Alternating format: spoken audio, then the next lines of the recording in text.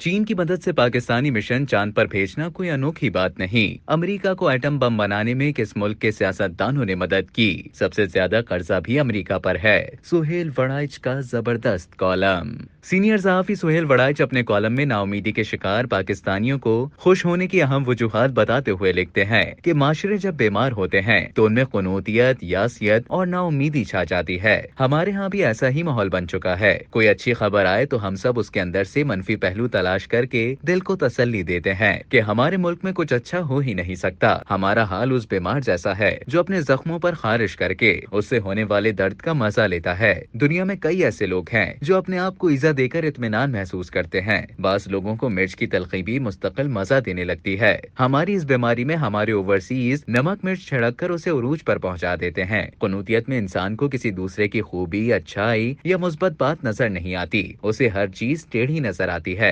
आज खुश होने का मौका है कि पाकिस्तान 56 इस्लामी ममालिक में से पहला है जिसने चीन की मदद से चांद की तरफ मिशन रवाना किया है। मगर कुनूतियत के शिकार लोग कह रहे हैं कि ये तो चीन की मदद से हो रहा है और ये भूल जाते हैं कि दुनिया भर में साइंसी तरक्की एक दूसरे की मदद से ही होती है। चीन पर आज तक इल्जाम है कि उसने एक चीनी साइंसदान की मदद से अमेरिकी एटमी टेक्नोलॉजी चुराई। अमेरिका को एटम बम बनाने में जर्मन साइंसदानों ने मदद दी। शुमाली कोरिया चीन से मदद लेता है। हम भी अपना गोला बारूद कई मुल्कों को देते हैं। किसी जमाने में मुस्लिम तहजीब के अबू अली सीना और इब्ने रुश्द की यूरोप पैरवी करता था। अब सारी दुनिया अमेरिका की पैरवी करती है। दुनिया में ही चलता रहता है। बहरहाल आज फख्र मुबाहात का मकाम है कि पाकिस्तान ने खला की तरफ मुराजात की है। इस पर कुतूनियत के शिकार बेशक एतराज करें, लेकिन बाकी लोगों को तो खुश होना चाहिए। नाउमीदी के शिकार हो सकता है मुल्क से बड़ी मोहब्बत करते हों, मगर अब उनकी मोहब्बत में बदले और इंतकाम का रंग ज्यादा नजर आता है। पाकिस्तान में कोई हादसा या कुछ बुरा हो तो वो इत्मीनान महसूस करते हैं कि उनकी नाउमीदी दुरुस्त साबित हो रही है।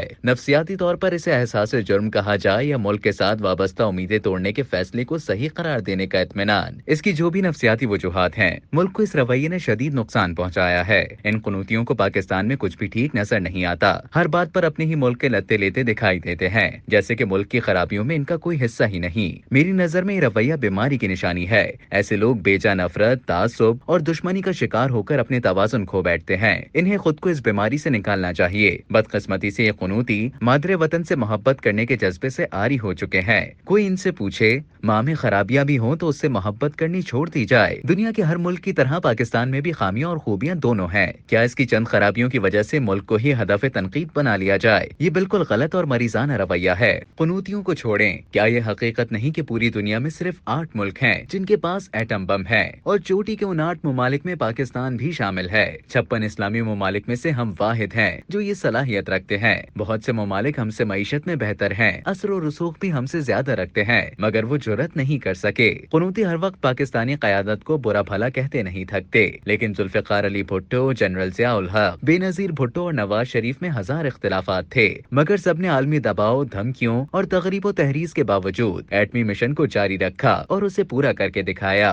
दुनिया में एक भी ऐसी मिसाल नहीं कि इतने कम वसाइल के हामिल मुल्क ने एटमी सलाहियत हासिल कर ली हो। इसी तरह हमें भी अपने फौज के सियासी किरदार पर तहफ़्फ़ुज़ात हैं, मगर ये तो मानना पड़ेगा कि पाक भारत 4 जंगों और 2 अफगान आलमी जंगों के बावजूद उन्होंने अदम इस्तेहकाम नहीं आने दिया। हमने 75 साल में 6 जंगें लड़ी हैं, जो एक बैनुल अक़वामी रिकॉर्ड होगा, मगर इसके बावजूद ना मुल्क कहत में पड़ा, न माशी अबतरी आई। किसी न किसी तरह मुल्क चलता रहा। दहशतगर्दी और तखरीबकारी को फौज और सियासतदानों ने मिलकर नाकाम बनाया। कराची में अमनो अमान और सियासत की जो हालत हो गई थी, फौज बीच में ना पड़ती तो ना जाने आज कराची पाकिस्तान का हिस्सा भी होता या नहीं। पाकिस्तान के बासी होने की हैसियत से हमारे मुक़्तदिरा और सियासी हुक्मरानों से इख्तिलाफ बाइसे हैरत नहीं, मगर मुक़्तदिरा से नफरत या अपने सियासी मुखालिफों को बर्दाश्त ही न करना गैर सेहतमंदाना रवैया है। याद रखना चाहिए कि फौज भी जमहूरियत की स्टेक होल्डर है, क्योंकि जमहूरियत की पहली शर्त किसी भी मुल्क या रियासत में अमन और अमान का कयाम और अनारकी का खात्मा है। जिस मुल्क में अमन ना हो और खाना जंगी हो, वहाँ जमहूरियत नहीं आ सकती, और अमन लाने के लिए वजह जरूरी है। इसलिए हमें फौज के सियासी किरदार पर तो तहफ़्फ़ुज़ात हो सकते हैं, उसके जमहूरी किरदार को तस्लीम किए बगैर पायदार जमहूरियत कायम ही नहीं हो सकती।